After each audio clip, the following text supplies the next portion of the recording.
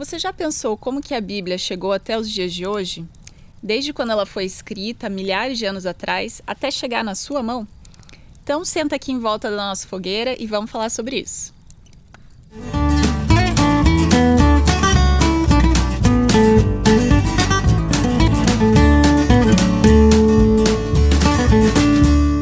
É muito interessante pensar como que a Bíblia chegou até os dias de hoje, como que ela está aqui na nossa mão. Foi escrita por várias pessoas, na verdade por 40 autores diferentes, ao longo de mais de 1.600 anos.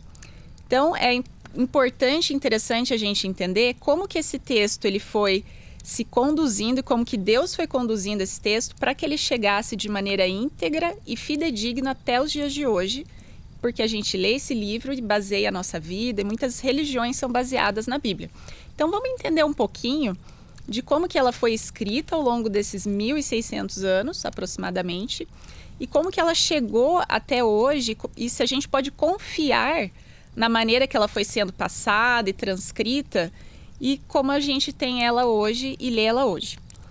Pois bem, o início da produção da Bíblia, da escrita da Bíblia, foi através de um personagem chamado Moisés. Talvez você já tenha visto um pouco da história dele. E ele foi o autor dos primeiros 5 livros da Bíblia, também conhecido como os livros da lei. Então, Moisés escreveu desde a história da criação, do relato da criação, passando ali pelos filhos de Adão e Eva, os filhos dos seus filhos, e como que o povo de Israel foi se desenvolvendo até chegar na história dele próprio, de Moisés. E aí você pode me perguntar, mas como que Moisés, que viveu muito tempo depois de Adão e Eva, sabia de todas essas histórias para poder escrever? Obviamente ele não presenciou a história, mas ele teve contato com essa história através da passagem oral das histórias. Então era muito comum, como não existia tanto material escrito naquela época, apesar da escrita já ter sido desenvolvida, era muito comum que as histórias fossem passadas de maneira oral, de pai para filho. Então, provavelmente ele teve contato com as histórias dessa maneira, também de maneira escrita. Como Moisés, ele teve uma educação privilegiada na época, ele era um hebreu, mas ele foi criado dentro dos palácios egípcios, do palácio do faraó. Inclusive, se você quiser saber mais de como que essa história se desenrolou, você pode assistir o meu vídeo sobre o resumo do Antigo Testamento. E lá eu vou falar com um pouquinho mais de detalhes da história de Moisés e por que ele, como um hebreu, foi criado dentro dos palácios egípcios. Mas, enfim, fecha o parênteses na história dele. A gente sabe que ele teve uma educação muito privilegiada e por isso, então, provavelmente ele sabia ler e escrever e teve acesso a documentos ali da época. Então, ele também teve acesso às histórias dessa maneira, de maneira escrita. Mas, principalmente, ele foi inspirado diretamente por Deus. Então, ele mesmo coloca ali na escrita desses primeiros livros que ele teve uma inspiração divina, ele conversou com Deus. Então, Deus, muitas das coisas que ele escreveu ali nos primeiros livros foram passadas diretamente por Deus. Inclusive as leis. Então, dentro dessas leis estão os 10 mandamentos, que a gente conhece mais, mas também foram passadas inúmeras leis ali que o povo deveria seguir e que nós também devemos entender essas leis e aplicar até os dias de hoje, porque foram passadas diretamente por Deus. E essas leis, então, estão descritas também nesses primeiros 5 livros da Bíblia. Após Moisés, tivemos outros livros que foram escritos por profetas. Então, por isso que eles são também considerados como livros sagrados e são considerados escrituras, porque foram escritos por profetas, pessoas que receberam uma mensagem também diretamente de Deus. E como que eles consideravam alguém como profeta ou não? Provavelmente existiram várias pessoas que se diziam profetas naquela época, mas que não receberam uma mensagem direta de Deus. Pois bem, os critérios eram, eles tinham que estar de acordo com a lei de Moisés, na verdade a lei que Deus passou através de Moisés. Então, se tivesse alguma coisa em desacordo com aquela régua, vamos dizer assim, que eram as leis passadas ali por Moisés, essa pessoa já podia saber que não estava vindo da parte de Deus. E também as suas profecias tinham que se cumprir. A própria Bíblia diz que se um profeta faz uma profecia que não se cumpre, ele então não é um profeta da parte de Deus. Então, essas duas coisas eram avaliadas para que fossem considerados profetas e os seus livros pudessem entrar ali nas Escrituras. Moisés, inclusive, depois que ele escreveu os primeiros livros dele, ele pediu para que fossem guardados esses livros junto da Arca da Aliança no templo. O que era a Arca da Aliança? Também posso explicar isso num outro vídeo, um pouquinho mais em detalhes. Mas a Arca da Aliança era o artigo religioso mais importante, mais sagrado para o povo de Israel naquele momento ali. E era guardado numa parte do templo em que ninguém podia entrar. Então veja a importância que foi dado para esses livros e para essas leis. Ficar no local mais importante ali do país e do povo. Ficava do lado da Arca da Aliança. E alguns dos livros que foram sendo escritos posteriormente e que o povo de Israel entendia que era escritura, que era um livro sagrado e que estava vindo da parte de Deus, também deveria ser guardado ali no templo, junto com esses livros da lei. Então, assim, foram sendo entendidos que alguns livros eram especiais, eles estavam vindo diretamente de Deus e eram considerados escrituras. E outros livros não necessariamente, eram livros comuns ou até livros religiosos, mas que não eram considerados escrituras. Esse detalhe é importante para um outro fato que eu vou contar daqui um pouquinho. Quando o reino de Israel se desenvolveu um pouco mais, eles começaram a ter um rei efetivamente, a se estruturar como um reino. Um dos primeiros reis foi o rei Davi, que também talvez você já conheça esse nome. Ele tinha dentro de seu reino algumas pessoas chamados escribas. Quem que eram os escribas? Os escribas, como o nome já dá um pouquinho a entender, eram pessoas que sabiam escrever, ler e escrever, o que não era necessariamente tão comum naquela época. Então, quem sabia ler e escrever era tido em alta conta dentro do povo e também dentro do governo. Essas pessoas eram empregadas no governo, única e exclusivamente para escrever. Então, eles iriam escrever, às vezes, uma correspondência real para um outro país, eles poderiam escrever um documento real, um decreto que o rei fosse fazer para o povo, mas uma das coisas que eles escreviam era a história do povo. Então, tudo que ia acontecendo, o que os reis faziam, o que não faziam, eles iam escrevendo e documentando. E muitos desses livros que retratam a história com fidelidade, a história do povo de Israel, que era o povo escolhido, o povo de Deus, também entrou dentro das escrituras e é considerado uma escritura sagrada. Então, o Antigo Testamento, ele considera a história da criação, desde a história da criação da terra e de Adão e Eva, se desenrolando ali pela história de Israel, até alguns séculos antes do nascimento de Jesus. E a partir do nascimento de Jesus, começa o que a gente chama, o que a gente convencionou de Novo Testamento. Mas entenda que a Bíblia, na verdade, não é um livro que foi escrito de fim, do começo ao fim. Ele é um compêndio de 66 livros que foram escritos por 40 pessoas diferentes ao longo desses mais ou menos 1.600 anos que eu comentei para você. Então veja, mais um detalhe interessante para a gente ver são as línguas em que a Bíblia foi escrita. Inicialmente ela foi escrita no hebraico, que era a língua oficial do povo hebreu, mas não esse hebraico que eles falam hoje. É um hebraico um pouquinho mais antigo, o que a gente chama de hebraico bíblico. Mas o povo de Israel, ele foi levado cativo por um outro povo, numa certa data ali da história, que também, se você quiser mais detalhes, vai lá no nosso vídeo do Antigo Testamento. E ele foi levado cativo pela Babilônia. Lá na Babilônia, eles aprenderam um outro idioma, começaram a falar o aramaico, que era uma língua mais comercial ali da época. Então é como se aqui no Brasil a gente fala português e não o brasileiro, ou uma língua indígena. Por que isso? Porque nós fomos colonizados por Portugal, começamos a falar a língua de Portugal, que é português, certo? Então é a mesma coisa que aconteceu ali, como eles foram dominados por um período pela Babilônia, começou-se a falar uma outra língua, que é o aramaico. Então, depois desse exílio do povo, os últimos livros do Antigo Testamento já foram escritos em aramaico e não mais no hebraico. Exatamente porque era a língua que o povo judeu passou a falar. Inclusive, ali na época de Jesus, Jesus conversava com as pessoas, com seus discípulos, a língua do dia a dia dele era o aramaico e não o hebraico. mas como ele estudava as escrituras de maneira pessoal, e as escrituras, na sua maioria, estavam escritas em hebraico, então provavelmente ele também era fluente ou lia e conseguia escrever dentro do hebraico. Pois bem, assim se formou o que a gente chama de cânon bíblico. O que é o cânon? O cânon é a seleção de livros que entraram dentro do Antigo Testamento e posteriormente que entraram dentro do Novo Testamento. Esses livros foram selecionados, né, ou foram escolhidos dentre provavelmente outros livros que também eram importantes e que também existiam na época, mas eram os livros que eram aceitos pelos judeus ali na época como os livros sagrados. Então você tinha outros livros que também eram importantes, mas eles não eram considerados escrituras, eles não eram considerados sagrados.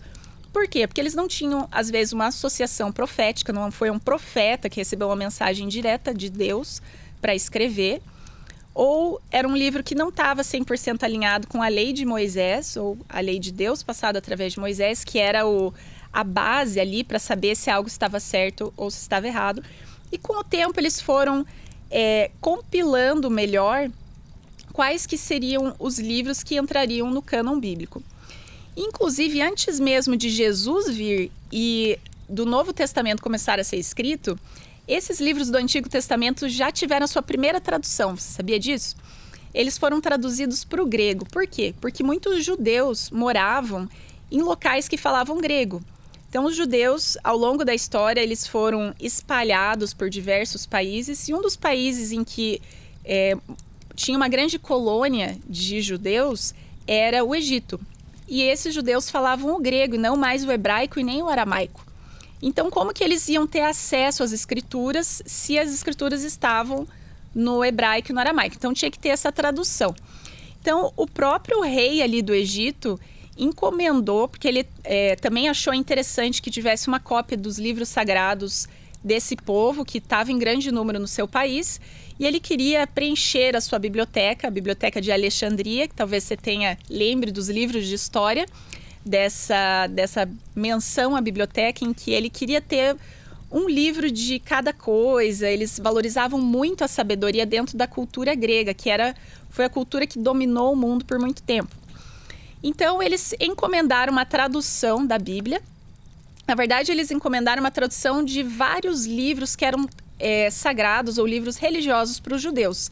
Essa tradução desses vários livros, não foi um livro, né, que foi traduzido, mas vários livros, que depois foi compilado e ficou sendo conhecida como a Septuaginta. Então, ali, nessa história, a gente entende também por que algumas Bíblias têm alguns livros a mais, que a gente chama de livros deuterocanônicos ou livros apócrifos. O que quer dizer isso? Essa primeira tradução ali do hebraico-aramaico para o grego também foi traduzido alguns outros livros que eram considerados religiosos, mas não considerados como escrituras sagradas. E então, as religiões, né, por exemplo, a religião católica, que utiliza a sua Bíblia partindo muito da Septuaginta, entende que esses livros a mais também são Bíblia. Mas as igrejas protestantes pegam a sua Bíblia da seleção de livros do original, do hebraico e do aramaico. Por isso que eles entendem que esses livros não são consideradas escrituras sagradas. E por isso que a gente tem essa diferença, às vezes, da Bíblia católica para a Bíblia protestante. Foi nessa tradução que foi feita ali para o grego, chamada de Septuaginta. Pois bem, ali nós tivemos a seleção, então, dos livros que compõem o Antigo Testamento. Mas e o Novo Testamento? Como é que ele foi feito? Então, Jesus vem à Terra, ele tem o seu ministério, a sua morte e a sua ressurreição. E os discípulos, a gente pode levar a crer, quando a gente lê os evangelhos, que eles já foram escrevendo enquanto os fatos foram acontecendo, ou logo depois a morte de Jesus e a sua ressurreição. Mas não foi bem assim que aconteceu. Inicialmente, eles tiveram que fugir, porque eles também estavam sendo perseguidos da mesma maneira que Jesus foi. E eles imaginavam até que a volta de Jesus, como Jesus tinha prometido, seria muito mais breve, que seria talvez em vida.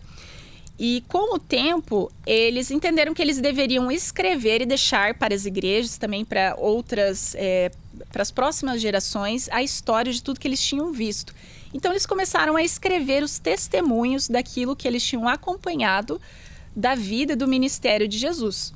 E assim foram surgindo os evangelhos, que talvez eles próprios, enquanto escreviam, não entendiam que eles estavam sendo guiados pelo Espírito Santo para escrever aquilo, aqueles testemunhos, e que eles iam virar a Bíblia que a gente conhece hoje. Então, assim foram escritos os evangelhos, são os 4 primeiros livros do Novo Testamento, como a gente conhece hoje como Novo Testamento. São a mesma história, só que vista de 4 pontos de vista diferentes. Então, foram 3, na verdade, discípulos e uma outra pessoa que foi Lucas, que a gente pode considerar um jornalista, que apesar que ele não era um discípulo direto de Jesus, ele fez uma intensa pesquisa de todos os fatos, ele era contemporâneo e fez uma intensa pesquisa sobre tudo que tinha acontecido e relatou também em um dos evangelhos, como a gente conhece. E então esses livros compõem o início ali do Novo Testamento. Posteriormente, os discípulos foram abrindo, inaugurando igrejas em vários locais diferentes ali da região. Porque inicialmente eles começaram a pregar a mensagem de Jesus para os próprios judeus. E depois, logo um pouco tempo depois, eles começaram a pregar para o que a Bíblia chama de gentios. Quem que eram os gentios? Todo mundo que não era judeu. Então eles começaram a viajar, iam para o lugar, pregavam para as pessoas lá e abriam uma igreja ali. Só que eles não ficavam muito tempo ali, porque como Jesus tinha pedido, eles tinham que pregar para todo mundo, né? Eles tinham que espalhar aquela mensagem que Jesus deixou para eles para várias partes do mundo. Então eles começaram a ir para outras regiões. Mas o que acontecia? Como não tinha assim um corpo doutrinário fechado, que o que quer dizer corpo doutrinário? Quer dizer o que a igreja, o que aquelas pessoas que se reúnem naquela região acreditam, que acham que como que deve seguir a religião, como Deus o que tem após a morte, como que Deus criou. Todas essas crenças fundamentais não estavam 100% claras às vezes para as pessoas, porque estava tudo muito num início, as pessoas eram recém-convertidas. Então, essas igrejas poderiam incorrer em algum erro. E o que os discípulos faziam a respeito disso? Eles escreviam cartas para as igrejas. Então, o discípulo sabia que estava acontecendo alguma coisa lá numa igreja distante. Ele escrevia uma carta para aquela igreja, advertindo as pessoas, falando, olha, não é bem assim que Jesus ensinou. Jesus ensinou dessa maneira e não dessa maneira que vocês estão fazendo. E advertia, a igreja lia aquela carta, mudava o que eles tinham que mudar, e os apóstolos também pediam, mande essas cartas para as outras igrejas, porque também vai ser bom para elas. As igrejas também podem se beneficiar ou ter as mesmas dúvidas que vocês tinham. Então, mande essas cartas para as outras igrejas. E assim foram sendo escritas também outros livros do Novo Testamento, porque essas cartas depois, elas eram tão densas de conteúdo e tão importantes para a igreja como um todo, e não só para as pessoas daquela época, que elas também entraram no cânon bíblico, foram selecionadas como escrituras que entrariam no Novo Testamento. Mas qual que foi o critério para esse livro entrar ou não, para essa carta entrar ou não dentro do cânon bíblico? Porque da mesma maneira, e a própria Bíblia cita isso, que vários livros foram escritos nessa época. Várias pessoas escreveram sobre Jesus, ou o que tinha acontecido, quais foram os fatos que aconteceram naquela época. Então, quais que eram os critérios? Primeiro, esses livros ou essas cartas tinham que ter sido escritas por um apóstolo, ou seja, uma pessoa que teve contato direto com Jesus, que acompanhou ele durante todo o seu ministério, ou também por uma pessoa que teve contato direto com o apóstolo. Então, se foi alguém assim, 100 anos depois da vida de Jesus, que escreveu, ouviu falar das histórias e escreveu um livro, esse livro não poderia ser considerado escritura, não poderia ser considerado como parte do cânon bíblico do Novo Testamento, porque já era muito distante, tinha que ser alguém que testemunhou ocularmente, ou que pelo menos falou com alguém que extraiu essas informações de alguém que testemunhou ocularmente, acompanhou Jesus. Então, apóstolos ou pessoas que trabalharam depois com os apóstolos, porque os próprios apóstolos tiveram os seus aprendizes. Então, essas pessoas também, os seus livros poderiam ser considerados como escritura. O próximo critério que esses livros tinham que seguir para ser considerado Bíblia é se eles estavam alinhados com o resto da Bíblia. Se eles estavam alinhados com a lei de Moisés, que é o padrão básico sempre da Bíblia, e se eles estavam alinhados com todos os outros ensinamentos que estavam sendo pregados ali pelos discípulos. E, é claro, se os discípulos estavam pregando porque Jesus pregou, certo? E um outro critério é se ele era direcionado à igreja como um todo. Então, às vezes, pode ter sido escrita uma carta que era para alguém específico, um caso muito específico, que não ia ser tão proveitoso para as pessoas do resto da igreja. Então, tinha que ser uma carta mais direcionada num geral. E é como você pode ver, realmente, o Novo Testamento, ele tem cartas que são bem generalizadas. Serviu para a época lá, 2000 anos atrás, e serve para a gente hoje da mesma maneira. Pois bem, essa segunda parte dos livros da Bíblia, que a gente conhece como Novo Testamento hoje, ela já não foi escrita nem em hebraico e nem em aramaico. Ela foi escrita em grego, porque era a linguagem internacional da época, era como se fosse o nosso inglês hoje. Então, por quê? Porque a Grécia dominou boa parte do mundo ali e muitas pessoas falavam o grego de maneira, talvez não como sua primeira língua, mas como a gente fala hoje, o inglês como segunda língua, era o grego na época. Então, se os discípulos queriam levar essa mensagem para o maior número de pessoas, em que língua que eles iriam escrever? Na época, o ideal para escrever seria o grego. Pois bem, então a gente já entendeu um pouco como que foram se formando os livros, essa seleção de livros do cânon. Mas agora a gente pode pensar, será que esses livros que foram escritos há literalmente milhares de anos atrás, eles chegaram para nós de maneira fidedigna? Como que foi feito essa cópia, essa transposição dos livros até chegar no dia de hoje? Bem, quem fazia esse trabalho inicialmente eram os escribas, aqueles mesmos funcionários do governo, ou essa classe de pessoas que sabiam ler e escrever. Eram eles que iam fazendo as cópias das Bíblias e dos textos sagrados para que eles estivessem disponíveis em mais locais. E algumas dessas cópias foram as que chegaram até os dias de hoje. Então, a gente entendeu um pouquinho como que foi feita a seleção dos livros, tanto do Antigo quanto do Novo Testamento. Que livros entraram ou não no cânon e foram considerados como escritura sagrada.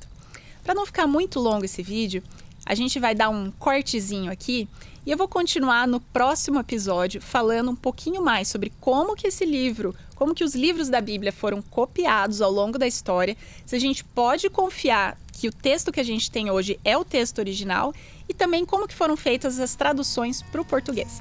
Então, fica ligado no nosso próximo episódio. Até mais!